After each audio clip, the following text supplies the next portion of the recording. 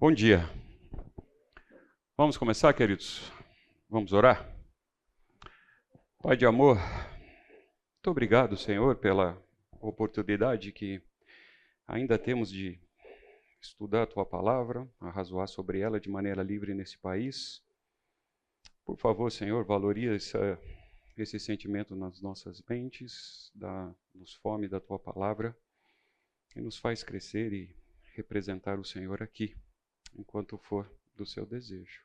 Obrigado por esses irmãos aqui, por esse tempo, que realmente saiamos daqui, Senhor, confrontados e diferentes, Senhor, em alguns pontos, buscando sempre a santidade no alvo do Senhor Jesus. E é em nome dele que eu peço. Amém, Senhor. Ok, vamos lá. Eu tenho alguns desafios. O primeiro deles é assim. Se eu responder para você, vamos conversar isso outra hora, vamos deixar isso para depois, duas coisas podem acontecer. Ou eu não sei o tema e estou te enrolando, ou realmente a conversa vai por um caminho em que a gente não vai conseguir incluir no tempo de aula. Mas aí, fora daqui, estou à inteira disposição para a gente conversar. Combinado? Tem também aqui, né, apesar de a gente estar numa escola bíblica de adultos, a minha experiência mostra que quando o adulto também recebe um incentivo, ele participa mais, entendeu? Mas eu preciso dizer que sim, isso aqui tem açúcar, tem tudo, sabe? Aquilo que isso aqui tem tudo. Então, cuidado se você for comer isso aqui. Mas normalmente a gente faz assim, a gente ganha as coisas e dá para as crianças, não é isso? Então, ok. Vamos lá. O nosso desafio nesse tempo aqui hoje é falar sobre a responsabilidade ou a integração da igreja e família. E como objetivo, eu tenho aqui para mim, veja, que nós podemos compreender, entender que a família e a igreja são instituições criadas por Deus. Então, espero que a gente debata isso aqui. Isso aqui é uma aula, não é uma palestra. Então, eu espero que você interaja e interrompa, não concorde e argumente. Ok? Com papéis distintos. Então, elas são instituições com papéis distintos, mas complementares. E que a fé cristã deve começar em casa, sendo fortalecida pela comunidade. Então, se eu encontrasse você no elevador e tivesse um andar para contar o que seria a aula, esse aqui é o resumo da aula. É isso que a gente tem que entender e debater. Eu estou num momento muito interessante da minha vida, porque um dia minha vida foi assim, a minha família. Veja, olha só. Nós éramos uma família feliz, alegre, contente. Quando não mais que de repente surge um outro membro da família, ok? Que inclusive vem em busca de tirar algo tão precioso para esse pai aqui, né? Então, e ele me deu a chance de ver mais um passo na vida da minha família, né? Então, tá aqui o Pedro. Podia ter outro nome, mas tem que seguir uma pedra, certo? Pedro é pedra, então tem uma pedra no nosso caminho. Pedro entrou na nossa família e está nos dando chance de ver tudo que Solange e eu investimos na vida da Aline. Como vai se frutificar nessa área. Hoje ela é uma mulher casada, com novas responsabilidades, novos caminhos. E a gente teve, então, a graça de Deus de ver um casamento se realizar dentro dos padrões de Deus, da forma com que Deus espera. E nós estamos aqui, então, agora mais na torcida e no aconselhamento para esse casal aqui demonstrar o que é uma família real do Senhor. Vamos, então, passar por uns fundamentos teológicos e bíblicos do que é a igreja e do que é a família. Então, vamos lá. Como uma introdução, vamos pensar o seguinte. A família e a igreja são um plano de Deus, elas estão num plano de Deus. Não foi algo que aconteceu ao acaso. Se nós lembrarmos, desde o princípio, Deus revelou o seu propósito. Então, ele tinha um propósito que foi revelado por meio de duas instituições fundamentais, desde um princípio: a igreja e a família. A igreja e a família. Deus inicia a história, lembra? Com um casal e uma casa. Veja que a diferença básica aqui é um L no português, né? Veja, casal e casa. Então, Deus inicia com um casal e esse casal automaticamente vai ter uma casa, vai ter um lar. Então, as Escrituras contam que Deus estabeleceu a família como um fundamento. Foi a primeira instituição. Olha, aqui, primeiro, primeiro o mandato de multiplicação foi dado para quem? Para a família. E nesta família, Deus busca revelar a sua imagem. Então, vamos destacar aqui imediatamente a importância da família. Através da família, Deus, no seu projeto, busca revelar a sua imagem na constituição da família. A família é o primeiro ambiente de fé e formação de caráter. Então, eu lembro, testemunho pessoal, eu vou encurtar a história. Eu, no período da minha vida, fui líder de igreja, trabalhei, nossa, fiz o que vocês podiam imaginar. E depois ali, quando estava prestes a casar, eu tive uma desavença com o pastor da minha igreja, uma diferença de opinião. Eu fiz assim, não, eu não preciso de igreja. Vocês já ouviram essa conversa? Eu não preciso de igreja. Encurtando a história, encontrei Valentim, muitos de vocês podem conhecer aqui, andando pela rua. Conheço o Valentim desde a minha infância, andando pela rua na cidade, ele todo com aquele jeito dele especial. Me encarou e fez assim, a Aline já tinha nascido. Nossa, quanto tempo que a gente se vê? Você sumiu, hein, rapaz? Falei, então o que você tem feito? Contei tudo, menos alguma coisa a ver com a igreja. Aí ele já falou assim, eu já percebi que você não vai mais na igreja. Falei, não, etc, tal. Mas, não, ele fez assim, não me dê justificativas. Eu quero só que você pense o que é que você vai responder para Deus sobre a sua filha. Mas não precisa me responder. E tchau, começamos a conversar outra coisa. Aquilo me arrebentou no meio da calçada, no meio da rua. Então, que responsabilidade a gente tem como família? E isso me fez voltar, e ali foi um pontapé inicial para realmente mudar bastante a minha vida. Então, a família é o primeiro ambiente de fé e formação de caráter. Qual é o caráter que nossos filhos vão ter? Eles são espelho, eles são algo que vem da gente, na célula mais íntima que é a família. Agora, a igreja é um corpo. Enquanto a gente pode pensar na igreja como uma célula, nós podemos pensar no corpo como um conjunto de células.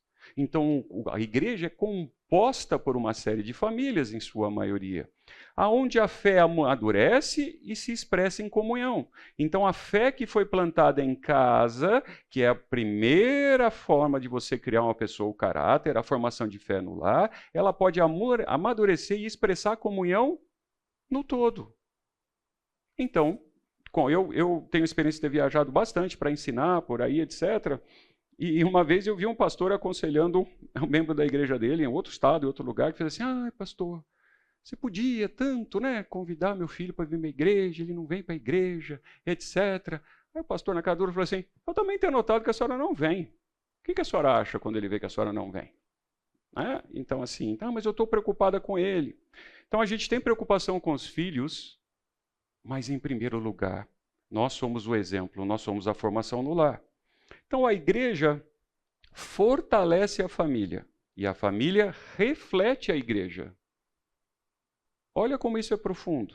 A igreja fortalece a família, ela não vai fazer por você, ela não é terceirizada por você. Não tem mandamento bíblico que diz assim, pais, coloque seu filho numa igreja e o problema está resolvido. Não tem. A igreja fortalece o que já vem da família. E a família se reflete na igreja. E eu tenho contato com alguns dos nossos irmãos que cuidam das crianças aqui da igreja, dos pré-adolescentes. E, obviamente, sem citar nomes, relatos que eles me contam de comportamento dessas crianças e adolescentes que refletem o lar. Então, como mudar isso? Não, tem que vir do lar. A formação que Deus espera de nós vem do lar, não é da igreja. Vamos para um caso bíblico. Lembra? Noé sofreu um lockdown. Lembra? Nós tivemos um lockdown com pandemia há pouco tempo, e um dos primeiros casos de lockdown que eu lembro foi o de Noé. Foi muito mais grave que o nosso. Olha que interessante. Durante o dilúvio, Noé e sua família viveram confinados por 40 dias no mínimo, mais de mês, dentro de uma arca. Teve um lockdown que não tinha Wi-Fi, não tinha fast food, tinha vários bichos lá dentro. Então imagina você, família, lembra da sua família, trancada num lugar assim, ok? Sem muita coisa para fazer, cuidando daqueles animais, no momento de insegurança que estava acontecendo. E não tinha como dar uma escapadinha. Você não tinha para onde ir. Já imaginou o que aconteceria com a sua família se o lockdown fosse dessa forma, realmente trancado, sem acesso a nada? Então a Bíblia diz, eis a história de Noé. Noé era um homem justo e íntegro entre os seus contemporâneos. Então ele era um homem de destaque na geração a que ele estava vivendo. Ele viveu por muito tempo e ele era um homem justo. Ele andava com Deus. Andar aqui não é o sentido de caminhar, demonstra um estilo de vida. E costumeiro, ele tinha o costume de estar com Deus, que contrasta, obviamente, com o costume da civilização, dos contemporâneos que ele tinha. Então, Noé era justo. Então, aqui um primeiro desafio para nós como família. Você anda em contraste com o que a sociedade, ou se você quiser colocar o mundo, coloca para você? Ou você faz o que a Bíblia não recomenda, que é se conformar ao mundo? A sua família é diferente quando vocês andam, quando vocês caminham, quando vocês falam, quando vocês festejam, seja a situação que for. A sua e a minha família são diferentes? Nota-se a diferença? Ou no meio ninguém vai ver diferença nenhuma? Né? Gênesis diz assim, disse o Senhor a Noé, entra na arca, vai para o lockdown, tu e tua casa. Casa aqui, imagina, não é a casa física, é a família. E aqui eu gosto de pensar num sentido ainda mais profundo, é a tua dinastia e linhagem. Porque imagina que Deus escolheu a família de Noé para que depois do dilúvio ela fossem os genitores do resto da humanidade. Então entra a tua casa, olha a responsabilidade. A família, eles vão ser a dinastia, porque reconheço que tem sido justo diante de quem? De mim. Não estava preocupado com o vizinho, com o que estavam pensando dele. Ele estava preocupado e tinha um compromisso com Deus. Assim como Noé, Deus nos chama para perseverar a fé em nossos lares. Mesmo quando o mundo à nossa volta está desmoronando. Imagina então Noé. Pensa um pouquinho na sua família. O mundo vai desmoronar, está vindo uma catástrofe. Se a gente passou pela pandemia e aconteceu o que aconteceu, cada um sabe o que passou, por onde passou, inclusive falecimento de pessoas, você imagina isso numa dose muito pior. Uma catástrofe. Então, queria pensar um pouco com vocês. Durante a pandemia, muitos de vocês talvez tenham percebido que, quando o prédio, o templo aqui da igreja, fechou, o lar deveria e deve estar sendo continuamente a igreja.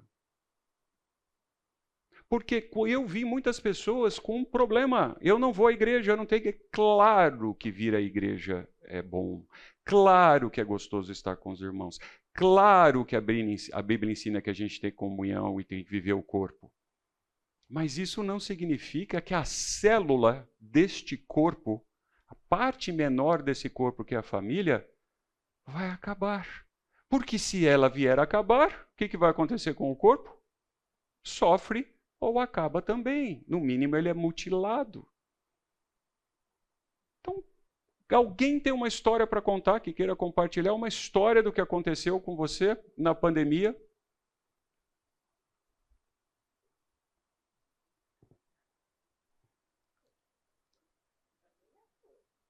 Ok. Talvez o lockdown tenha mostrado que a maior escola bíblica deveria ser a sala da sua casa. Eu tenho história para contar. A gente tinha recurso tecnológico, né? Então a gente podia se conectar com pessoas usando a internet. E eu vi pessoas pedindo ajuda. Eu vi pessoas pedindo para continuar koinonia, continuar estudos. E elas se mostravam, às vezes, tanto com fome, que não sabiam fazer sua própria comida, entende a analogia? quanto ainda ajudar outras pessoas. Então, muitos líderes, e aqui uma responsabilidade para o pai e para a mãe, não têm preparo para conduzir a sua própria casa, para continuar e ser uma célula da igreja. Levar os seus filhos e familiares perante Deus e continuar sendo um exemplo no momento de catástrofe, no momento ruim. Se sentem perdidos, porque não houve preparo. Então, quero sim despertar a atenção de vocês, chamar a atenção de vocês para esse ponto. Você está preparado para conduzir a sua família da forma com que Deus espera? Quanto você se aproxima dele e das Escrituras para lhe dar essa competência? Porque a hora que chegar a emergência, o sentimento de frio na barriga ou de não sei o que fazer vai acontecer. Mas quanto tempo nós temos antes? Deus é tão bondoso para nos deixar preparados e nós não fazemos. Então, a vida na época da pandemia passou a acontecer, eu coloquei aqui inteira, dentro de casa. Tudo dentro de casa. Tudo. Você começou a perceber pessoas e jeito e maneiras diferentes dentro de casa. Sua casa talvez não tenha ficado tão pequena quanto foi, independente do tamanho dela. Eu lembro que na nossa casa a gente se esbarrava. Parece que todo mundo tinha um desejo de estar no mesmo metro quadrado em algum momento, por algum motivo. Né? A gente não tinha mais saudade. Né? Assim, eu faço assim, nossa, eu gosto tanto de você, mas a saudade passava muito rápido. Né?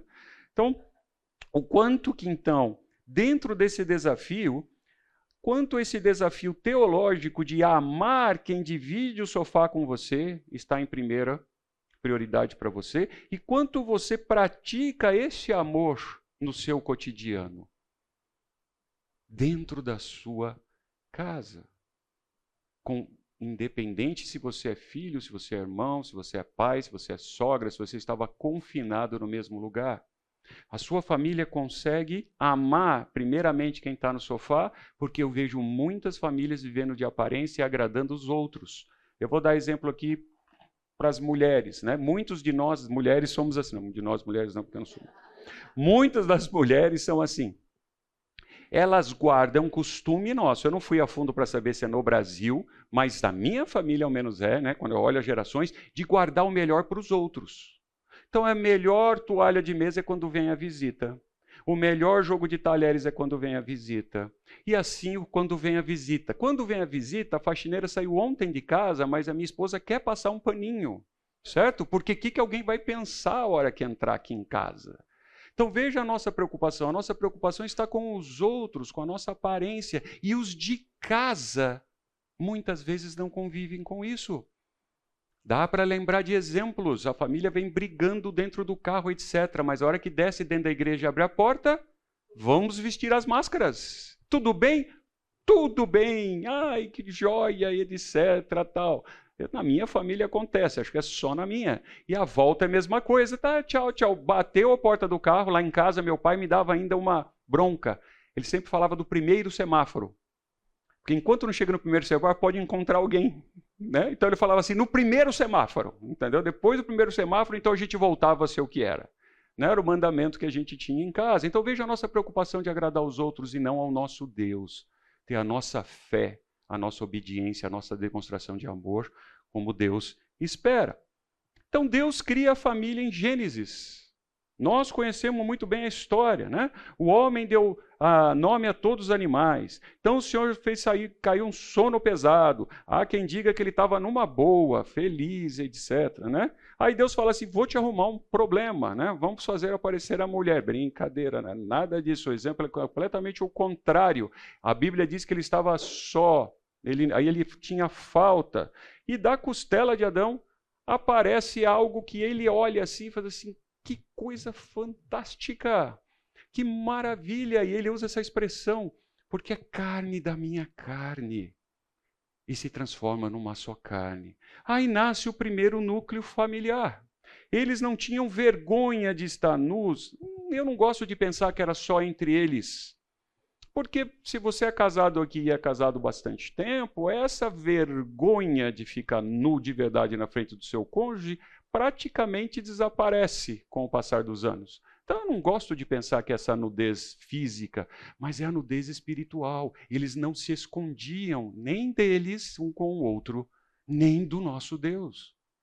Eles estavam íntegros, como é a nossa série aqui na igreja está esperando, em todas as áreas da vida, nada a esconder.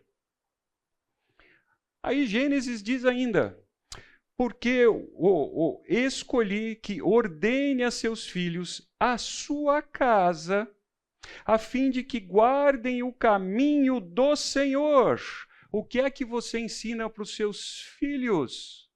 É o que você aprendeu como tradição da sua família? É o que você herdou? Ou ainda usa aquela frase, eu sempre fui assim, isso é do meu sangue, é da minha família, eu não mudo, é assim? Ou os caminhos do Senhor? E pratiquem a justiça. Você pratica o que é ensinado? E juízo, a correção, para que o Senhor faça vir sobre Abraão, etc. E ele dá essa instrução contemporânea, mas o princípio moral vale para nós aqui. Qual é a sua preocupação em ensinar os caminhos que o Senhor espera para a nossa família? É praticar a justiça e ainda ter juízo? Ou você vai se acomodar e vai imaginar o que a escola pensa, o que meu chefe pensa, o que o vizinho pensa? Aí a gente repete isso aqui, muitas vezes pode estar na sua casa esse quadrinho. Né? Estas palavras que hoje te ordeno estarão no teu coração. Tu as inculcarás a teus filhos. O que é inculcará?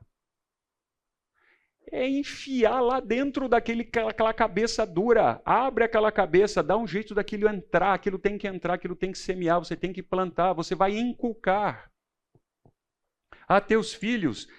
Delas falarás assentado a todo tempo, andando pelo caminho todo o tempo, ao deitar e ao levantar, 24 horas por dia. Os nossos filhos, os nossos cônjuges, veem essa diretiva em nós. Então a família nasce da mente do Senhor Deus. Antes de haver templo, não tinha templo. Surgiu a família primeiro.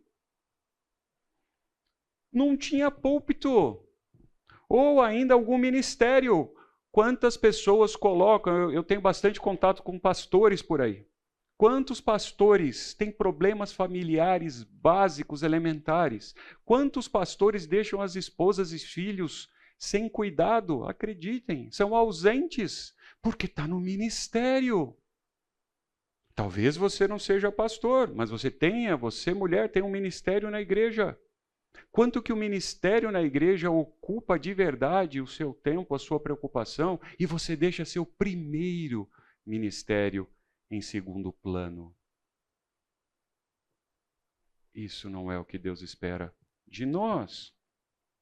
Deus formou o lar como um primeiro espaço de discipulado. Eu vejo realmente, aqui na igreja nós praticamos isso, e é saudável, incentivo você ter participar de um grupo de discipulado, ter um discipulador ou ser um discipulador, ter dois amigos de confissão, que vocês possam se fortalecer um ao outro. Eu não tenho o que dizer sobre isso, isso é fantástico. Mas Deus espera que o nosso lar seja o primeiro espaço de discipulado. Mais um desafio para você. Você tem capacidade de discipular os seus filhos, o seu netinho, talvez a sua esposa, talvez a sua sogra, talvez um parente, ou de novo você quer terceirizar isso para a igreja? Não, você não faz um convite para ensinar a Cristo para ele e seguir os seus próprios passos. Vamos lá na igreja, você vai ver como é legal. E chega na igreja, e como se a igreja fosse um pronto-socorro, e entrega na mão dos pastores ou conselheiros o problema. Ó, pastor, tem aqui fulano, entendeu? Ele está precisando disso.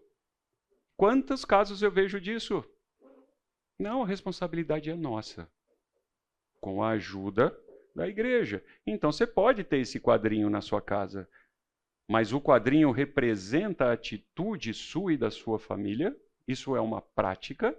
Ou o quadrinho está lá, como a gente vê em comércio, às vezes uma Bíblia aberta como um amuleto? mas de verdade não faz diferença em nada na sua família. Então a fé precisa ser ensinada na nossa casa, na rotina, olha, nas conversas, à mesa, no caminho, ao deitar. Aí exemplos cotidianos, no trânsito, como é que você ensina isso no trânsito, pensando no nosso dia? Para nós que jogamos futebol, como é que seu filho vê você praticando esporte? Qual é a sua atitude a hora que você está praticando esporte? Talvez para as moças, para as mulheres, no salão de beleza, como é que você se porta lá? Qual é o seu objetivo lá? Que conversas você tem lá?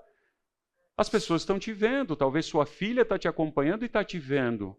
Na consulta médica e assim por diante. Em todos os lugares, em todo o momento. A Bíblia ensina, então, que o discipulado acontece, é uma ação, enquanto a vida acontece, e não é por um tempo. Eu não encontro na Escritura falando assim, ó, dessa fase da sua vida a essa fase da sua vida, depois disso você está liberado. Ou antes que isso aconteça, não é toda fase da sua vida. Então, o discipulado acontece, é uma ação em todo o tempo da nossa vida. Então, o lar, eu posso dizer que é o primeiro seminário. Às vezes a gente quer mandar o nosso filho para um seminário. Claro, não tem problema, ele vai se aprofundar nas Escrituras. Mas de seminários que eu tenho contato, quantos jovens chegam lá totalmente crus? E alguns deles não entenderam o plano de salvação, mas foram para o seminário. A família deu um jeito, ele quis e mandou simplesmente para o seminário. Então a família é o primeiro seminário onde pais e filhos aprendem sobre Deus. Na sua casa se aprende sobre Deus. A casa deveria ser o nosso refúgio por estar no Criador, e não aonde buscamos abrigo para o nosso corpo.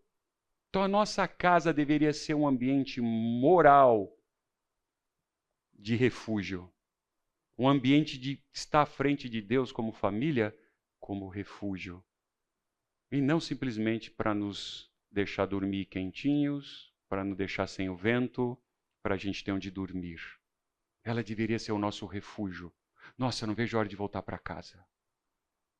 Esse deveria ser o nosso refúgio espiritual. Então, Deus demonstrou para Noé o fundamento da fé, e não a arca. Lembra? Quem estava protegendo Noé naquele lockdown terrível, naquela calamidade? Era a arca? Não. Então, é a casa da gente, é o dinheiro que você tem no banco, é o seu conhecimento teológico, é o seu conhecimento da formação acadêmica que você teve. Não, profissional não. Deus sustentou a arca e Deus tem que ser o nosso fundamento. Vamos ver um caso bíblico de algo negativo. A gente conhece a história de Eli. Então Eli, ele teve uma omissão espiritual com os filhos. Lembram da história? A Bíblia diz: eram, porém, os filhos de Eli, filhos de Belial, e não conheciam ao Senhor. E Eli prestava serviço no templo. Não é assim. Quem estiver ouvindo, me perdoe a comparação, mas para facilitar. Então ele estava prestando um grande serviço à igreja. Ele estava dedicado, ele era reconhecido, e para ele estar naquela posição, ele era um tanto quanto talvez hipócrita, porque ele conseguia disfarçar as coisas que estavam acontecendo na sua família. Porque uma pessoa na posição dele deveria prestar contas. E de alguma forma, ele conseguia escapar do que acontecia com os filhos. Porque já lhe fiz saber que julgarei a sua casa para sempre. Por qual motivo? Pela iniquidade. Imagina alguém dizer isso da sua casa. Porque sabia que seus filhos se fizeram execráveis. Já pensou o filho de um pastor, de um líder da igreja? Ou vamos tirar o cargo, você é membro da igreja, você é parte do corpo de Cristo, você é um representante do nosso Senhor aqui, e os nossos filhos terem um comportamento execrável. Eli foi um sacerdote, então, fiel ao que? Ao templo, à organização, à igreja, mas omisso dentro de casa. Ele falava mas não corrigia. Note, ele falava provavelmente, mas não corrigia. Isso custou o destino espiritual dos seus filhos. Lição clara. O discipulado começa dentro da nossa casa. Dentro da nossa casa. E o amor sem disciplina, porque eu amo meu filho, coitadinho, certo? Gera filhos sem direção espiritual. Vocês estão assistindo, não é novidade o que eu vou contar. Os pais desautorizando as autoridades perante os filhos, seja quem for. Antes mesmo de verificar se essa autoridade está sendo justa ou não, se está correta, parte-se do princípio que a criança é, ou o jovem é, que manda e dirige. Não é assim. Se ele não aprende isso em casa, como é que ele vai entender a disciplina de Deus? Como é que ele vai entender o relacionamento com o nosso Deus, que sim é amor, que o nosso Senhor Jesus é amor, que o nosso Senhor Jesus entregou a vida e nos ama, mas ele é justo juiz, ele é leão. O nosso Deus é leão, o Senhor Jesus é leão. Não é alguém para brincar. Ele não é o cara lá de cima. Ele não é meu amigão. Ele é rei, soberano. Como é que os nossos filhos, parentes, vizinhos vão entender se não ver isso no nosso comportamento? Como? Então, o lar é o primeiro altar de adoração. A fé que não é praticada em casa não resistirá fora dela.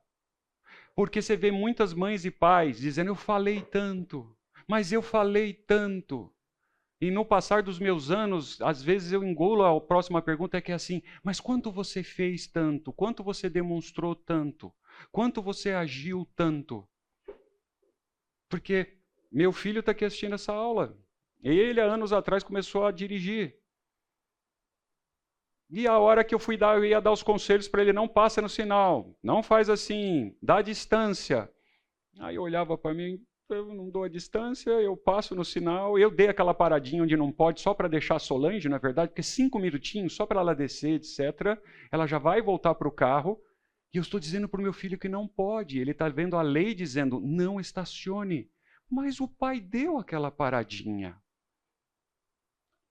Qual é o exemplo que nós damos? O falar ou o agir? O que a história de Eli ensina sobre riscos de ignorar um pecado no nosso lar? Veja, omissão parental, a omissão sua vai tornar você um cúmplice.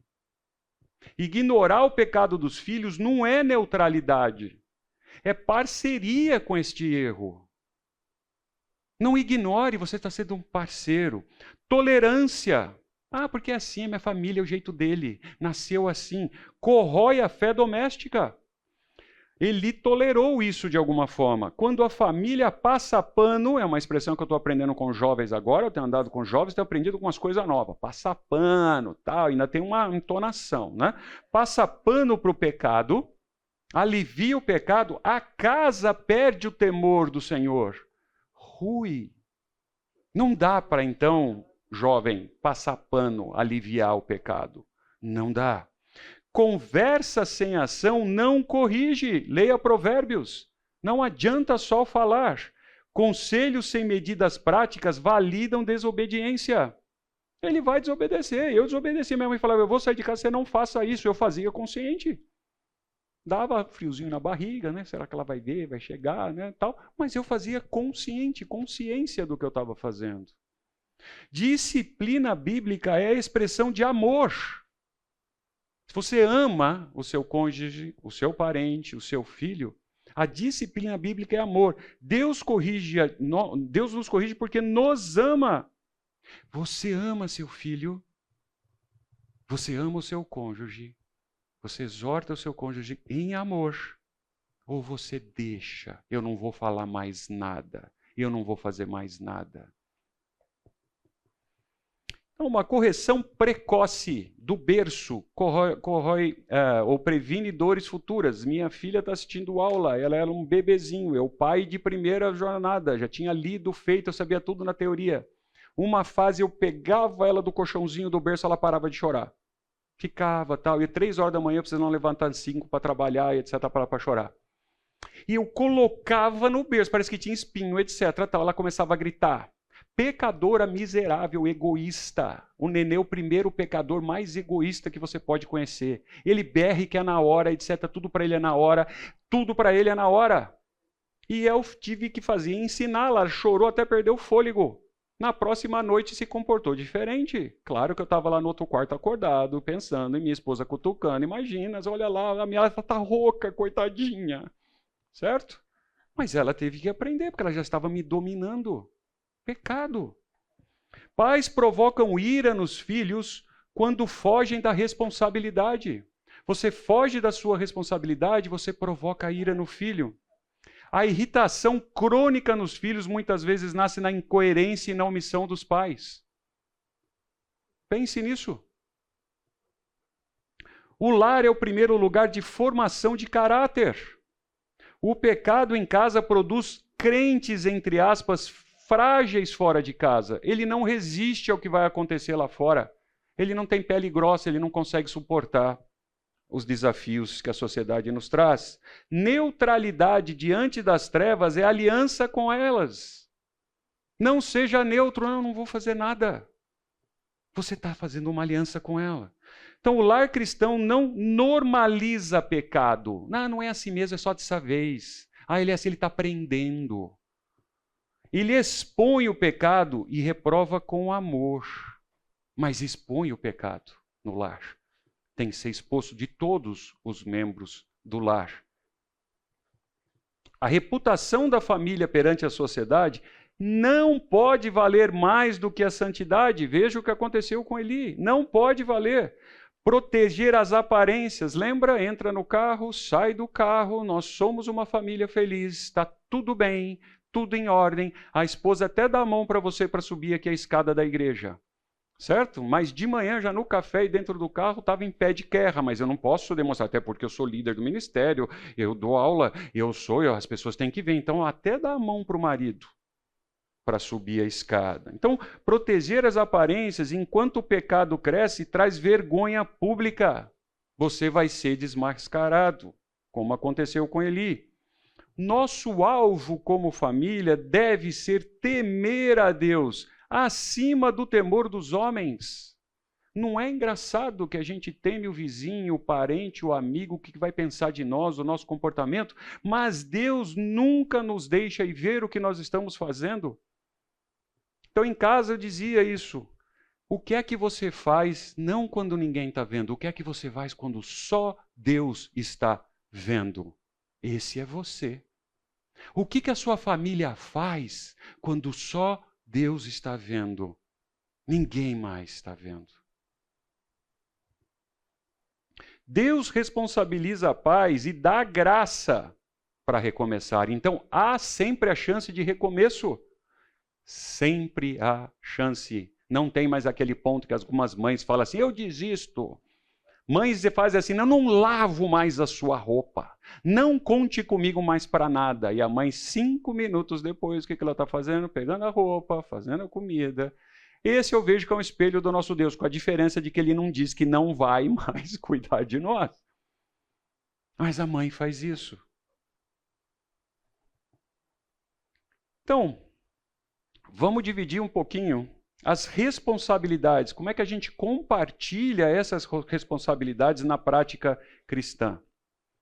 Então, agora, com outro foco, com outro objetivo, da gente perceber que a família e a igreja, elas são parceiras. Elas têm que trabalhar junto no discipulado cristão.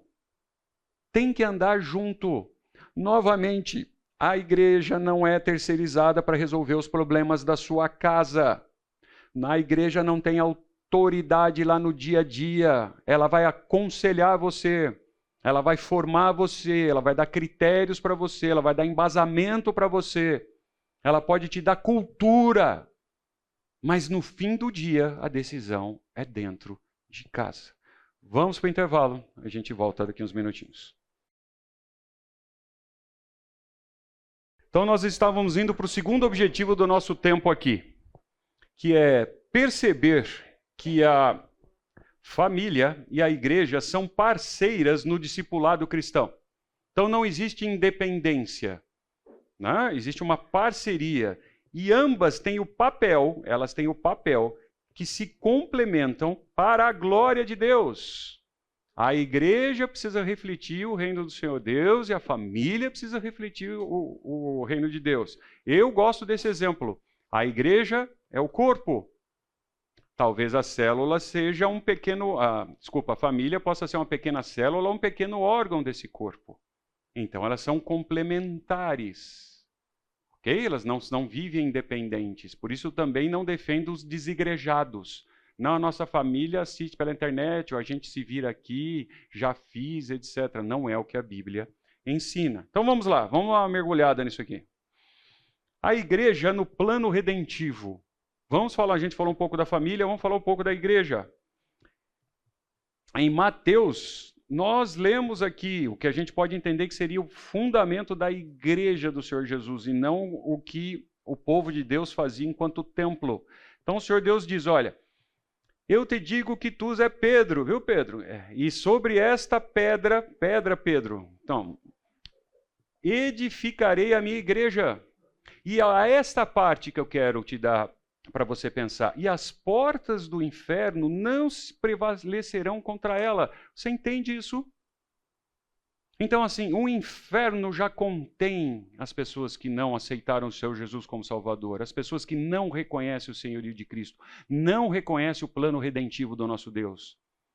E a porta do inferno não resiste. Então, quando eu vou para essas pessoas, quando eu invado esse reino dessas pessoas perdidas, não tem resistência. Então, a igreja tem essa liberdade, esse poder, se você quiser colocar assim. A sua família exerce isso. Os seus vizinhos, os seus colegas de trabalho, o seu colega no banco escolar, na universidade, seja o que for, na academia, onde for. Esse é o seu objetivo? Como igreja ou como parte da igreja? Em Efésios nós temos, né, as várias ou algumas das aptidões que a gente pode ter dentro da igreja. Então lá diz assim, ele mesmo concedeu para apóstolos, outros para profetas, outros para evangelistas, outros para pastores e mestres, com vistas ao aperfeiçoamento dos santos, é aperfeiçoar os santos, os separados. Para quê? Para o desempenho do serviço. Então não é a igreja, não é o pastor, não é o líder de ministério que tem que executar o serviço, ele é um treinador. Ele é alguém que equipa a igreja, mas nós terceirizamos isso para esses profissionais, para essas pessoas. De novo, eu tenho esses anos, já há alguns anos, eu tenho convivido com bastante pastor, assim, e o bastidor de pastor, para mim, é muito divertido, quando eles se soltam, né? Quando eles estão no meio seguro, vamos dizer assim. E eles brincam, pô, fulano, não é aqui da igreja não, tá? Não estou falando da nossa igreja não. Fulano, membro tal, veio conversar comigo, me pediu se eu tomava o remédio ou não. Eu não sou médico. Como é que eu vou saber se ela toma o remédio? Não, o senhor é pastor. O senhor não disse para mim, meu filho deve ou não? Eu não sou pedagogo. Certo? Eu tenho noção de ensino, mas eu não sei a realidade da escola que você está passando, e assim vai. Eu troco o carro ou não troco o carro? Faço isso ou não faço aquilo? Pastor, o que você acha? E um deles brincava assim, eu respondi que eu não estava procurando.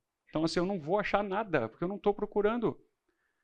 Eles são pessoas dedicadas, profissionais de alto gabarito, que estudam a palavra de Deus para nos ajudar, para nos equipar. Pensa, um treinador de time não entra em campo. Pensa num esporte. Mesmo os esportes individuais, tem coaches, tem treinadores. Você vê o treinador entrando em campo para resolver o problema do atleta?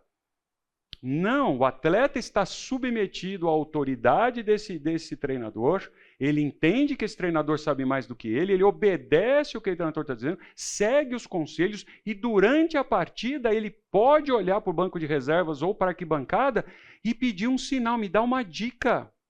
Mas quem está executando é o atleta. Então é você dentro da sua casa, eu dentro da minha casa que temos que fazer.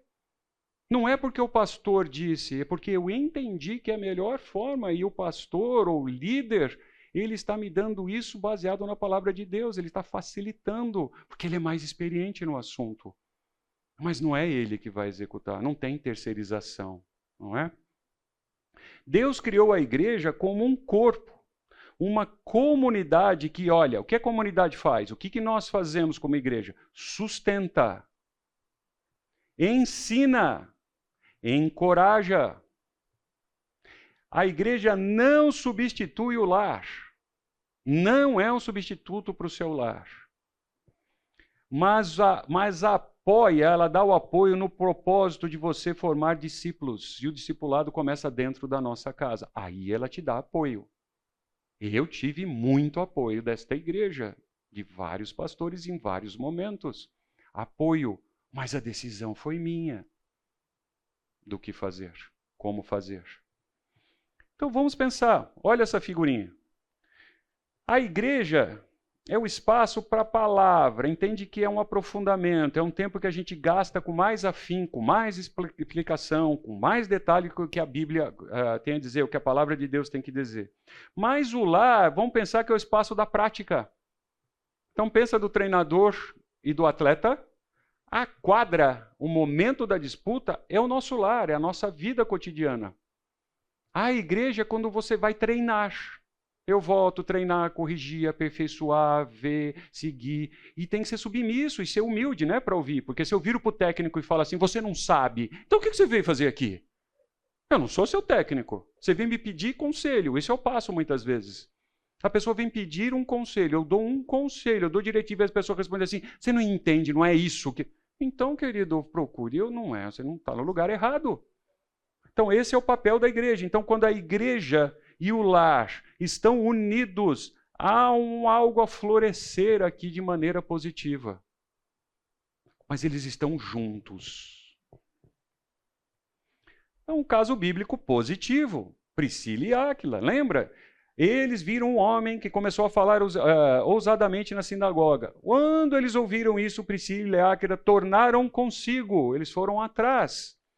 E com mais exatidão lhe expuseram o caminho de Deus. Então eles perceberam uma pessoa que estava precisando de esclarecimento e ajuda, se dispuseram a fazer isso. Essa pessoa foi humilde, entendeu e se submeteu. E eles então expuseram o caminho de Deus. Você se voluntaria, se você é mais maduro na fé, se sente preparado, você se voluntaria para isso? Não, minha agenda não dá, né? Eu só trabalho, eu tenho aqui para fazer. Qual é o seu primeiro objetivo? O meu é ser servo de Deus. Se eu tiver que tirar o meu lazer, se eu tiver que tirar alguma coisa, eu vou fazer mesmo cansado. Eu discipulo pessoas. Às vezes chego cansado do trabalho. Mas para discipular você tem que ter preparo. Que assunto que ele vai fazer? Ele tem tarefas. Eu fiz a tarefa também. Vamos olhar, vamos aconselhar. Aí a pessoa...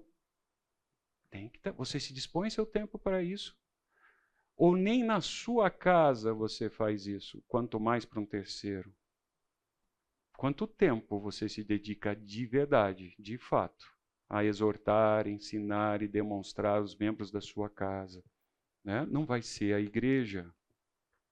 Então, no caso de Priscila e Áquila, ele transformou o lar numa extensão de uma possível igreja. Eles discipularam ali por um tempo. Ensinaram e acolheram pessoas no amor, mas com firmeza. Não dá para ter tolerância. Você tem que tratar a pessoa. Lembra? Se você está batendo na raquete errado e você quer ganhar o jogo, você vai treinar e vai fazer até você fazer certo. Não dá para fazer eu já sei. Não é assim, você não me entende. Pais. Nós, pais, somos embaixadores. Se nós, como servos do Senhor Jesus, somos embaixadores do reino, os pais têm uma missão de embaixador dentro do lar. O problema que eu vejo que acontece é, quando há um desequilíbrio na vertical, o relacionamento dos pais com o nosso Deus, no relacionamento com Deus, o horizontal arrebenta. Porque você não tem sustentação. Então, todo desequilíbrio que acontece horizontalmente no lar, os pais com Deus, nasce de uma quebra vertical. Então, por que eu não consigo me relacionar aqui Porque eu não estou me relacionando bem com Deus, eu não estou entendendo o que está acontecendo lá muitas vezes. Eu não sou nem exemplo disso. Pais são embaixadores de Deus nas vidas dos filhos. O que faz um embaixador? Vamos, respondam. Ele fala em nome de. Ele é, naquele momento, para aquelas funções, ele tem autoridade de. É como se fosse. Então, o presidente foi representado pelo embaixador, ele representa. E os atos deles vão ofender ou vão ser elogiados ao presidente, ao país. Se o embaixador fizer alguma coisa errada, prejudica quem ele está representando. Nós somos embaixadores. Lei, ordem, a gente gosta de mandar. Vamos mandar fazer isso, mandar fazer aquilo. A lei, realmente, ela revela, ela tem um sentido de instrução. Ela guia, mas a lei por si só não transforma. Senão o nosso trânsito na nossa cidade seria perfeito. Porque a lei está implementada e há um bom nível de sinalização na cidade. E o nosso trânsito continua ruim, caótico. A lei está lá. E supõe-se que para você dirigir, você estudou a lei e ainda fez uma prova. Você provou que sabia a lei. E isso não ajuda. Então a lei realmente guia, revela, mas ela não transforma. Nós precisamos depender da graça do nosso Deus, do acompanhamento dele. A graça dele, o amor dele nos transforma. Em Coríntios, diz, de sorte que somos embaixadores em nome de Cristo, como se Deus exortasse por nosso intermédio. Você é um embaixador digno. Em nome de Cristo, pois rogamos que reconcilieis com Deus. A sua missão total.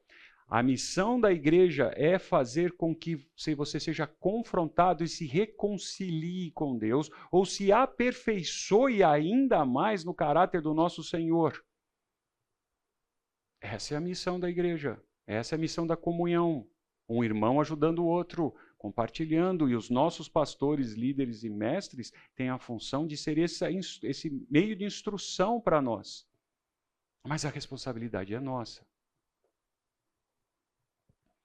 Efésios, e vós, pais, não provoqueis a ira dos seus filhos, mas criá-los de que forma? Na disciplina e na admoestação. Como é que a gente provoca a ira do filho? Vira piadinha, agora a expressão é meme, não é isso? Vira. Não, porque filho lendo esse versículo para o pai, muitos pais ficam perdidos. A hora que toma uma dessa do filho, a Bíblia está dizendo para você não me deixar irritado. Ó, você está me irritando. Certo? Então vamos lá, rápido. Não provoqueis a ira. A Bíblia não proíbe disciplina. Onde nas Escrituras tem proibição de disciplina? Ela proíbe estilos de disciplina que geram ou promovem ressentimento. Grosseria, sarcasmo, favoritismo em casa, gritos, punições desproporcionais, incoerência entre os pais que exigem. Uma vez estava em casa, salvo engano, foi o Valentim ou alguém mais velho, e uma das crianças, eu estava querendo assistir televisão, e uma das crianças estavam brincando. Ok? Brincando. Correndo, joga bola, bate, corre, sobe no sofá, está brincando. E eu fiquei louco da vida porque eu não conseguia ouvir a TV. E fui para cima, e fica quieto, senta lá, tá de castigo e tal. Essa pessoa chegou para mim, não me autorizou e fez assim, que pecado ela estava cometendo? Aonde ela estava ofendendo a Deus ou a você? Não tinha nenhuma instrução, nem ordem, nenhum combinado. Ela está sendo criança e fazendo algo dentro do que ela está fazendo. O que você está fazendo é provocando a ira do seu filho. Ele, nesse momento, ele está irado contra você. Ele não viu e você é um pai que está amando, que tomou esse gesto que é o melhor para ele, que você o ama. Não, você está demonstrando todo o seu egoísmo, porque era seu tempo de ver TV.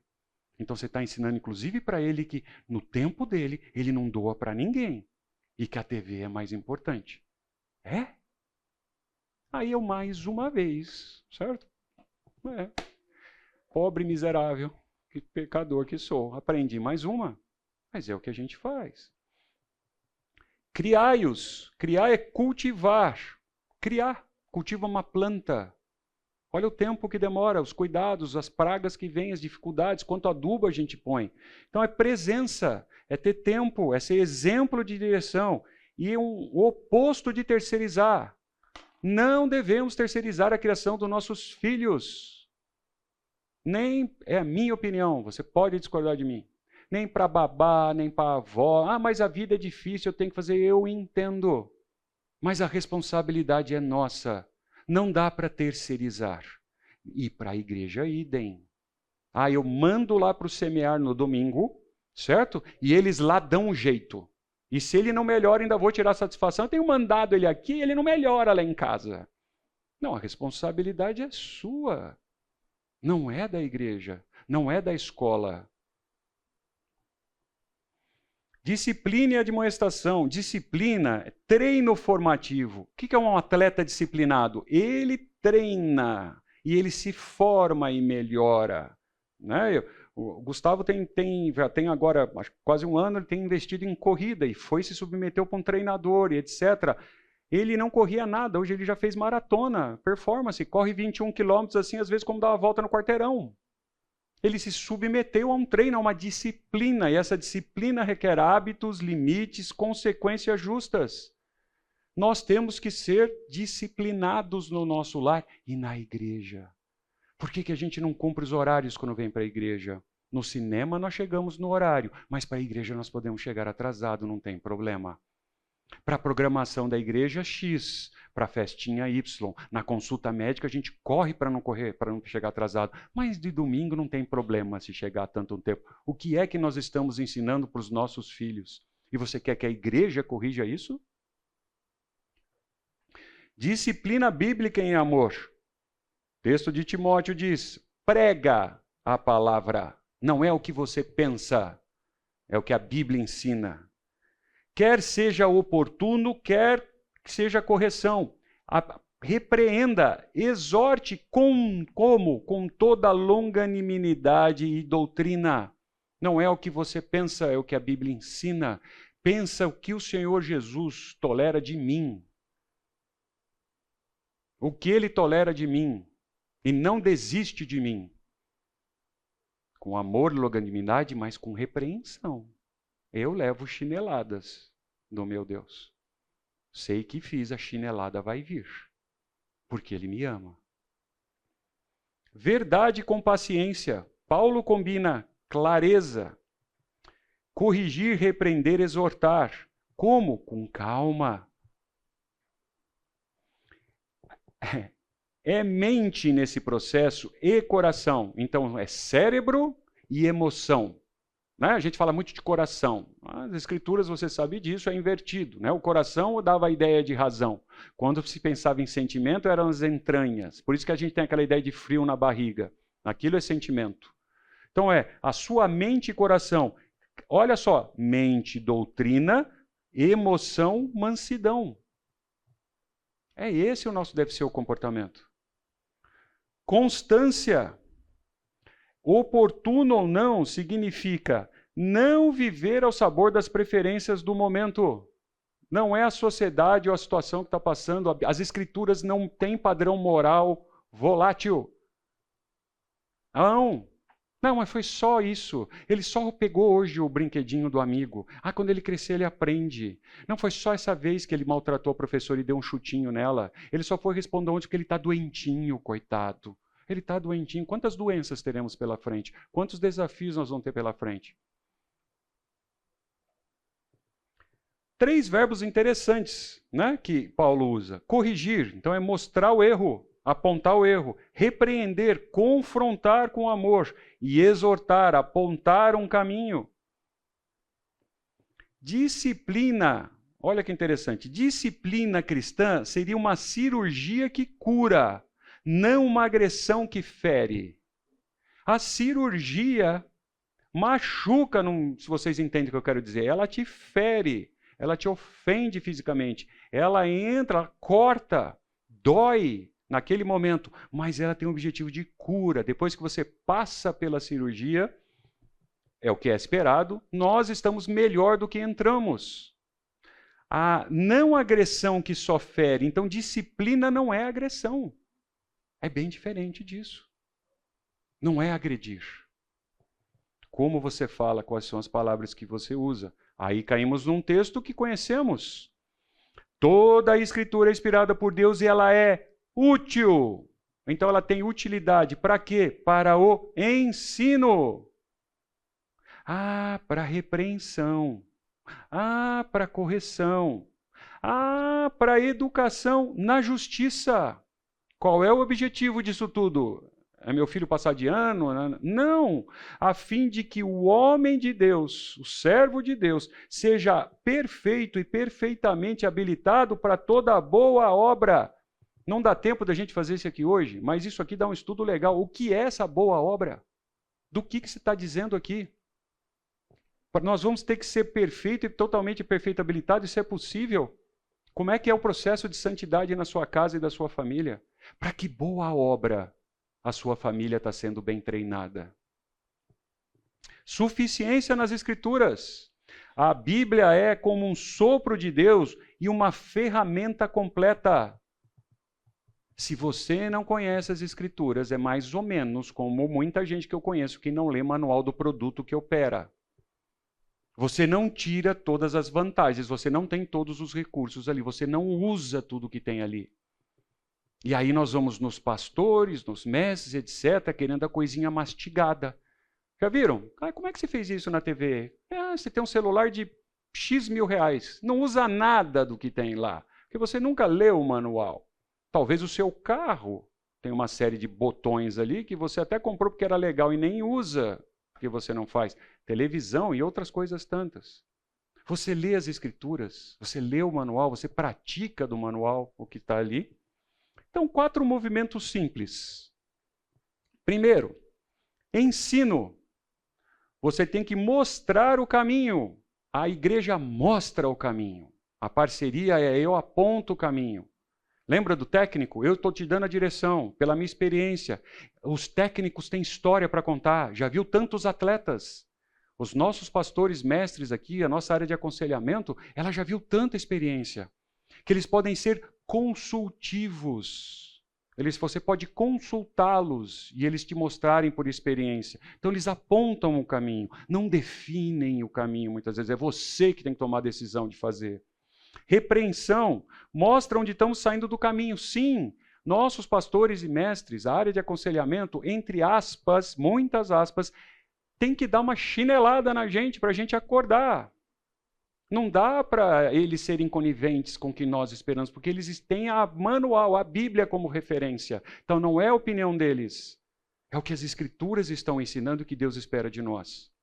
Então nós vamos conversar com essas pessoas, não submetemos a ela e queremos fazer do nosso jeito. Não vai funcionar. Como é que o atleta joga diferente do que o técnico está esperando que ele faça na partida?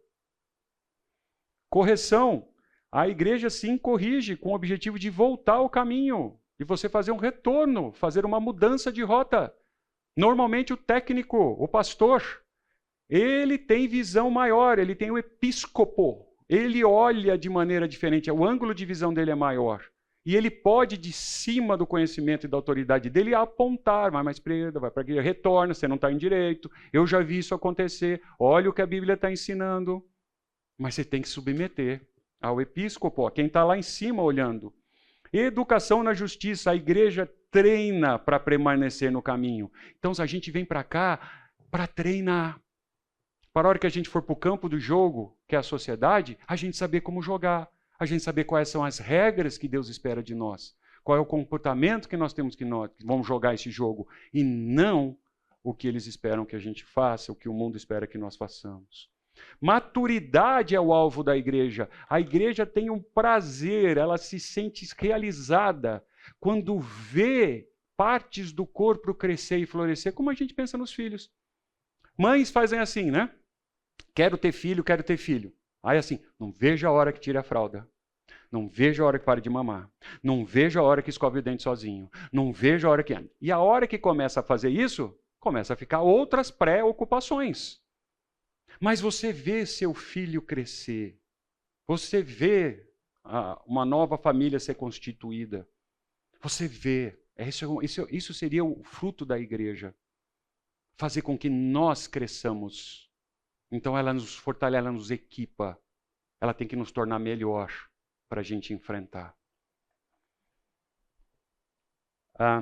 Mateus, diz lá, a confrontação. Você conhece esse texto de disciplina, não é isso que nós estamos discutindo aqui. Mas diz, olha, a igreja ela vai disciplinar. Chega um momento que ela tem que apontar disciplina. O objetivo da disciplina de uma igreja não é expulsar pessoas, maltratar, constranger, etc. É de restaurar, assim como Deus faz conosco, assim como nós devemos fazer com nossos filhos, como os nossos pais o fizeram, a igreja faz da mesma forma. Então, o objetivo principal da igreja confrontar é restaurar, não expor. O alvo é ganhar novamente o irmão, é tê-lo de volta, não é que ele vá embora. Não é uma pressa de punir. Ninguém quer punir, tem que restaurar, cuidar. Nós erramos, nós somos pecadores.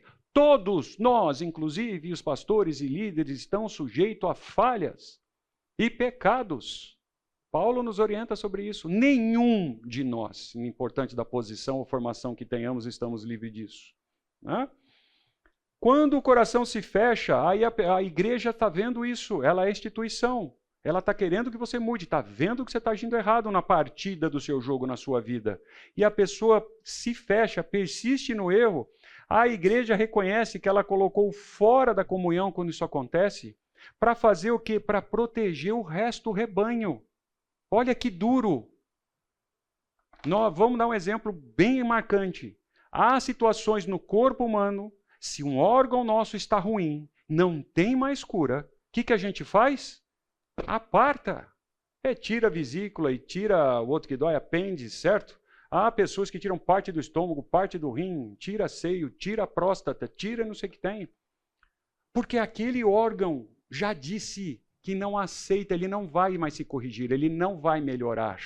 Então, para benefício do corpo, a igreja tem uma parte dura, ruim, triste, dolorida, sacrificial, quer tirar a parte dele em benefício do resto do corpo. Aquele está doente e não quer se curar. Então eu tenho que tirar. Não tem prazer nisso. Isso é um momento de tristeza. Eu perdi parte do corpo. É triste. A igreja é responsável por olhar e nos ajudar a verificar o quanto tem de análise de moralidade dentro de nós, como são os nossos comportamentos, que reputação nós temos, e nos exortar. Então, a igreja deve mostrar um amor que põe limites. Os nossos pastores e líderes, conselheiros, consultores, seja o nome que você queira dar, eles nos amam, mas eles têm como função, que nem um técnico, nos confrontar. Então, Paulo confronta a igreja de Corinto. Não tem tolerância com o pecado. Não dá para a gente ter tolerância com o atleta que não está se alimentando, que não está fazendo direito, etc, etc. Ele erra uma vez, tudo bem, hoje você não fez, etc. Mas você vê na pessoa, veja, um caminho de crescimento positivo. Falhas que vão levando você mais para frente, como se fosse um eletrocardiograma que vai subindo, tem altos e baixos, mas quando você olha a tendência na análise do gráfico, ele está subindo. Não dá para tolerar tendências numa análise do gráfico que está caindo para pior. Dentro ou fora, nós não policiamos o mundo, nós devemos cuidar do nosso lar, da nossa igreja. O que a gente ouve é mais lá fora faz, fulano lá fora faz, a coisa lá fora faz. Nós não somos os de fora, nós somos os de dentro. Nós somos servos do nosso Deus. O que é que nós fazemos com isso? E uma última etapa. A remoção da comunhão, como eu disse, seria a medida final, mesmo dentro da nossa casa. Esse é um assunto dificílimo e não trataremos aqui. Mas é quando dentro da sua casa, na parte mais íntima, você também tem que tomar uma decisão dessa. Duríssimo. Mas pode acontecer. Porque primeiro eu sou servo do meu Deus. É com Ele que eu tenho a obrigação. Né? Num exemplo só que eu dava em casa, as crianças eram menores, abriam os olhos assim, era fantástico. Assim, se tivermos num barco, os 4, e eu consegui chegar numa pedra, e eu tiver que esticar a mão, só vou pegar um, vai ser a sua mãe. Vocês vão morrer. Então eles sabiam a prioridade do lar, entendiam o que era.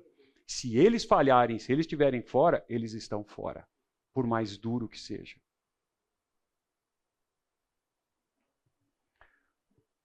Veja, uma tabelinha bem joia. Responsabilidades distintas e complementares. Então, bem rápido. Família, ela ensina no cotidiano. A igreja pode sistematizar esse ensinamento. Então, a igreja te dá instrumentos e ferramentas para você sistematizar. A família modela o caráter, perdão. A igreja prega, ela exorta, corrige e acompanha. Ela está junto com a gente, nós temos apoio dentro da igreja. A família tem uma disciplina de formação. A igreja tem uma disciplina, às vezes, de corretiva e restaurativa, de apontar, mais para cá, mais para lá, você vai se dar mal, muda esse hábito, vamos fazer assim, olha o que a palavra de Deus está dizendo. A família, por exemplo, mostra hospitalidade. A igreja vai usufruir dessa oportunidade em missão, ordenança e comunhão. Você não recebe gente da sua casa, você não dá exemplo, você não mostra e quer que seu filho ajude no projeto missionário da igreja? Como, se ele não está vendo isso dentro da sua casa? Então a família ensina e modela, nós já vimos, o ensino está no lar, a família tem que ser um exemplo de disciplina no Senhor, e a igreja congrega o povo de Deus, ela é uma coluna, ela é um baluarte da verdade. Ela prega, corrige e exorta. Ela disciplina de forma formativa e corretiva. Eu estou submetido à disciplina desta igreja que eu participo de livre e espontânea vontade. Eu estou submisso a isso.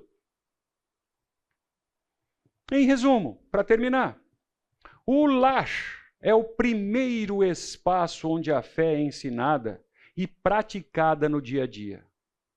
Tem que ser.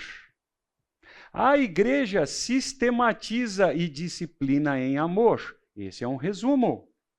Então é dentro de casa, não é na igreja. Alguns planos práticos. Se você tem uma família, algumas são só sugestões leves. Você conversa sobre o sermão no horário de almoço, por exemplo, de domingo, faz perguntas abertas. O que você entendeu? Como foi? O que você percebeu? O que você não gostou? O que você discorda?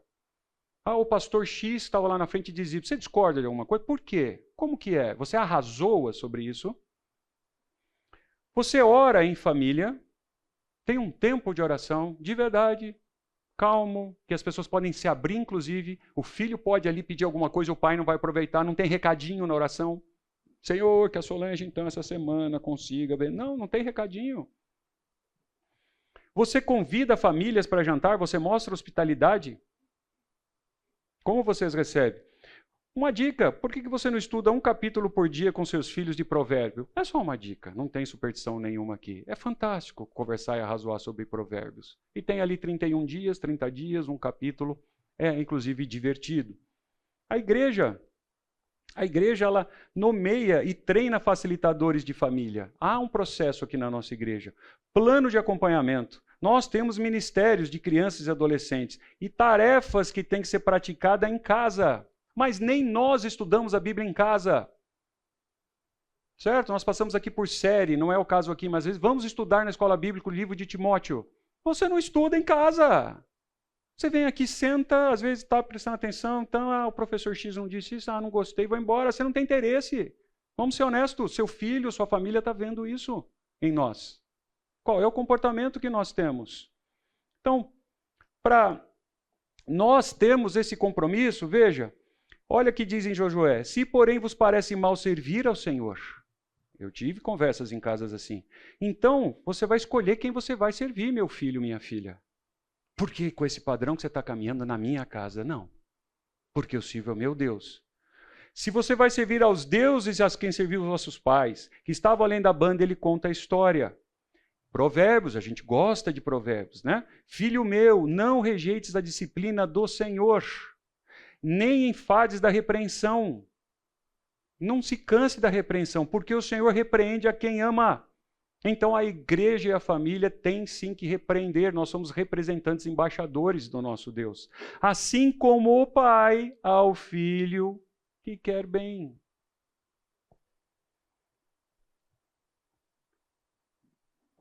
Podemos terminar dessa forma? A pandemia mostrou que Noé já sabia que a fé não é vivida no lar, porque ele foi transferido para uma arca, balançando, tempestade, e a Bíblia não dá detalhes, mas eu gosto de imaginar, ser criativo de como é que era o negócio lá dentro, certo? Como é que era a vida. Certamente muito pior do que era quando não estava dentro da arca.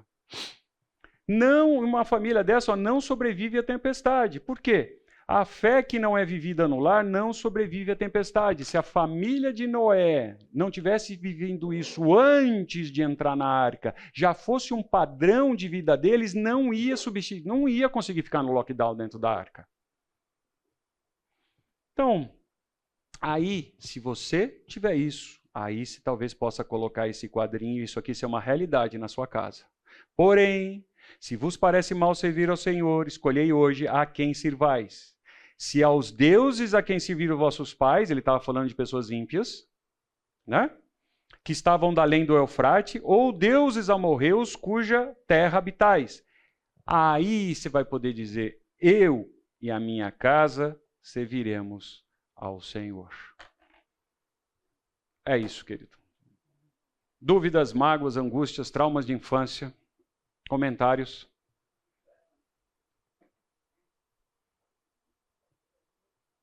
Não? Bem? Ok. Vamos orar. Pai de amor, muito obrigado, Senhor, pela essa oportunidade. Obrigado porque a tua palavra é tão direta, é tão acessível. Por favor, eu suplico que o teu Santo Espírito provoque em nós fome de aprender, uma vontade extrema de ser exemplo, Senhor, dos teus caminhos, dos teus ensinamentos. Dá-nos uma mente e um coração apto a sofrer a sua disciplina, que nós entendamos que o pecado corrói todas as áreas da nossa vida e que nenhuma delas conseguimos exercer sem a presença dele. Por favor, que esses irmãos aqui saiam com um propósito diferente de se aperfeiçoar e serem ainda melhores servos ou atletas, Senhor, para representar e para jogar o jogo desta vida em função do que o Senhor espera de nós e não do que nós entendemos que é correto. Muito obrigado por esta igreja. Muito obrigado por muitas famílias que aqui fazem diferença. Agradeço isso em nome do seu Filho Jesus. Amém.